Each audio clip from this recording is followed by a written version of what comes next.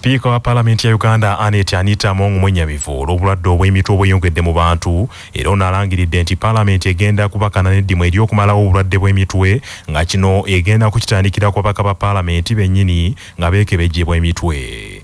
Omusasu waffe Edith Nnabagereka katuwa ebisingawo. Ng'asinziira mu kutongoza sabbiiti ey'okwefumiitiriza ku ngeri y'okulwanyisaamu endwadde y'emitwe etandise olunaku olwaleero, Speaker Among agamba nti nga Parliament gy'akulembera yakubeera nsaale mu kubangawo amakubo aganaayitwamu okulaba ng'ekizibu kino kikendeerera ddala era nga wano ababaka ba Parliament be bamu ku bagenda okubeera ku mwanjo mu kukeberebwa obwongo babe ekyokulabirako eri bannayuganda abalala.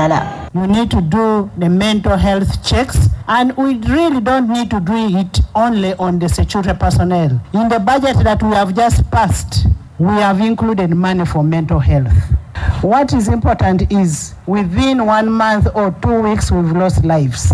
And the lives that we have lost is arising out of an aspect of a depression, of poverty, of unemployment, of that kind of stress, of drug addict, of alcohol, all that you can mention that causes mental health.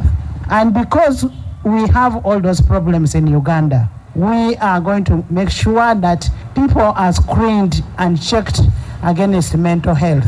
I've always promised my honorable members of Parliament that I will start with ourselves. Akulira omukago gwa Parliament ogulwanyisa endwadde z'obwongo ogwa Parliamentary Forum on Mental Health Geoffrey Marshall ssaako n'omubaka omukyala owa disitulikiti y'e Wakiso Betty Ethero Naluyima bagamba nti ke kaseera gavumenti okulowooza okukeberanga bamukwatamundu bonna endwadde z'obwongo.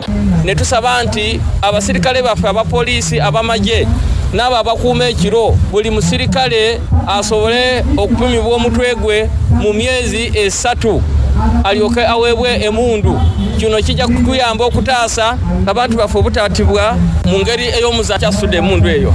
Kyeyongedde okulabika mu Uganda nti ddala buli omu alina embeera y'akazoole kaafuna era ffe bannayuganda kigenze wala. Bwe tubanga kumpi buli lunaku waliwo omuntu afa essasi, kumpi buli kaseera owulira nti waliwo omukuumi eyesse, omulala agudde mu nnyanja, omulala assa omulala. Ekyo tusobola kukitwala nga kyakusaaga. Tugambye tutukiremu wamu. Ku lw'ekinana munaana akatonyeze munaana CBS Radio y'obujjajja nze Edith Nnabagereka wano ku Parliament. Abazzukulu mu bika by'Abaganda bakubiriziddwa okunyweza ennono n'olulimi Oluganda wamu n'okulusomesa abaana bakulenga bamanyi ebikwata ku ggwanga Buganda. Bino byayogeddwa omukulu w'ekika ky'empeewo Omutaka Kijjeekulu bya Henry bwe yabadde e Bulemeezi mu kwabya olumbe lwa Jakana Nadduli mutabani we yaliko minisita mu gavumenti ya Uganda Alhaji Abdulu Nadduli. Mmwe mwenna buli omu mu ggwanga lyo buli muntu mu buwangwa bwo nga obutambuza naye ng'obuwa ekitiibwa kubanga bwe buwangaazi bw'olukalu lwaffe olw'omuddugavu kwe kukuuma era kwe tunaasobola okukuuma Obuganda nga olulimi lwaffe mu buli mbeera yonna tuluwadde ekitiibwa awatali kwogera nga olutabiikiriza mu nnimi endala ezitali za bulijjo. Ye Haji Abdulu Nadduli yawabudde Abaganda banywerere ku nnono zaabwe. Abalala keesi eryawo nti balaga omusika leka kuppa by'Ebuyudaaya. Yesu bw'omusomako mu Bayibuli talina kika, talina nnyiririmu apa. Kakati gwe lwaki teweesunako nti nagenda kolebwa lwebemu tebatondebwa bumu ng'Ab'Ebuyudaaya. Yes. Wagala Lubanga Katikkiro w'ekika ky'empeewo agugumbudde nnyo abavubuka mu Buganda abeesambye emirimu gy'ebika byabwe ne batwalibwa empisa z'Abazungu n'agamba nti kyabulabe nnyo eri Buganda ey'enkya. Kooti ewozesa emisango egy'abakozi etandise okuwulira emisango egyawaabwa abakozi mu kooti enkulu ey'Ejjinja. Silivia Nabagala omutesitesi wa kooti enkulu ejjinja ategeeza bannamawulire nti ekitongole kiramuzi kyasazeewo okubasembereza empeereza mu bitundu eby'enjawulo okwetooloola eggwanga. Nabagala ategeezezza nti emisango 81 egyekuusa ku nsonga z'abakozi gye gigenda okuwulirwa mu kooti eno okumala omwezi mulamba ogw'omukaaga. Omuntu aba alina complaint agenda n'agiregisteringa mu ezo sub-registries zetwaggulawo n'ataba nti alina okutambula paka e Kampala. Kati mu sub-registries we tulaba nti tufunye ennamba emala ekkooti yo yennyini yeesituka nejja n'egenda kweyo circuit n'eraba emisango egyo ne tugitegeka okusobola okuba nti kkooti ejja n'etula n'egiwuliriza. Kati olwaleero tuli Jinja, ntandise gye bayita pre-session hearing. Registrar atula ne ba pleader abali mu misango gino ne bannannyini misango ne tutema empenda okulaba nti guno omusango gutuuse guyise mu mitendera gyonna okusobola okutandika okuwa obujulizi mu kkooti. Silivia Nabagala ategeezezza nti mingi ku misango gino amaze okugiyitaayitamu era ng'ali wamu ne bannamateeka ab'enjawulo n'abaawo ab'emisango egyo. Kati emitendera egyo twagala okumanya oyo gwenda kuleeta abajulizi bameka tusobole okubawa obudde obumala tumanye obujulizi bagenda kwogera ki ne sayidi eri egenda kwanukula etya. Kino kiyamba kkooti okwanguyira okuyita mu musango okugula ne guggwa neewa n'ensala yaayo. So tubeetaagisa kye bayita joint scheduling memo eno mwe muba ti muguno omusango twagala ekkooti etusalirewo kino na kino na kino na kino joint scheduling memo. Kati tuba twagala ne witness statements omujulizi namba 1 agenda kwogera ki ne lawyer tujja mubuuza bibuuzo bino omujulizi aba buli side abawaaba balina abajulizi ki nego wawaabira naye alina bujulizi ki. Poliisi etandise okunoonyereza ku bibaluwa kiro kitwala omunaku ebyawandiikiddwa abantu abeegattira mu kibiina ekya Association of Tired Officers in Uniform eri abaka ba Parliament nga batiisatiisa okubakolako obulabe olw'okulema okukola ku nsonga ezibaluma nti bo nga abasirikale abanakuwavu era abakoowu abali mu uniform z'eggwanga. Abaka ba Parliament abawerako baasindikiddwa ebibaluwa bino okuva eri ekibinja ekyo ekyeyita ekyab'ebyokwerinda abakoowu ng'era kaakano ababaka ba Parliament bali ku bunkenke bwennyini. Ekibinja kino mu bibaluwa ebyo kyalabudde abaka ba Parliament buli omu akwata ensimbi obukadde 10 abusindikira ekibinja ekyo kubanga bennyini abaka ba Parliament balemereddwa okukola ku nsonga ezibaluma bo nga ab'ebyokwerinda abakoowu era nti bwe kirema bakubakolako mu ngeri ey'obukambwe. Omubaka omukyalo wa disitulikiti ye Amuru